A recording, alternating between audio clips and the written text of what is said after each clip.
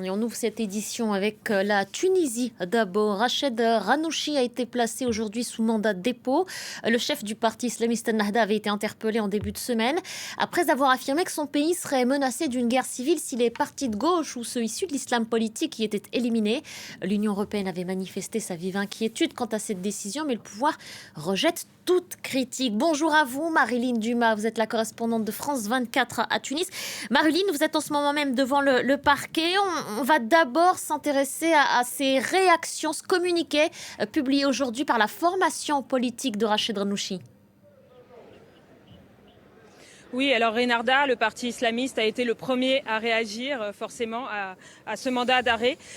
Donc Ennahda a évoqué une décision injuste et politique.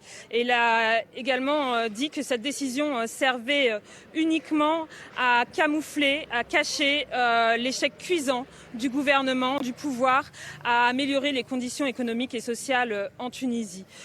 J'ai joint des personnes d'Ennahda, des responsables, qui eux ont fait part de leur inquiétude envers la façon dont s'était passée l'audition tout au long de la nuit pour Rached Ghannouchi, qui a 81 ans. Et ils ont également affirmé que les mandats de dépôt étaient déjà prêts avant même le début de l'audition. Est-ce qu'on sait, Marilyn, dans quelles conditions de détention est en ce moment Rached Ghannouchi ? Alors Rached Ghannouchi a dû être placé ce matin en prison, à la prison de Monarguia. Le mandat de dépôt permet de le garder en détention provisoire pour 14 mois dans l'attente d'un procès. De ce qu'on en sait, de ce que disent ses proches, c'est qu'eux-mêmes n'ont pas eu accès à Rached Ghannouchi. La famille n'a pas pu le voir. Il a seulement pu voir ses avocats hier soir pendant l'audition. Rached Ghannouchi, donc il a 81 ans, serait très très fatigué puisqu'il a été entendu toute la nuit. Il avait été arrêté lundi soir très tard pendant la rupture du jeûne.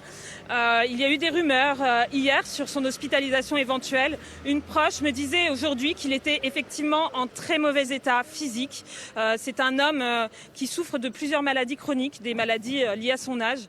Donc ses proches sont particulièrement inquiets aujourd'hui. Merci beaucoup, Marilyn. Merci pour tous ces éléments directs depuis Tunis. Voilà ce qu'on pouvait dire pour l'heure.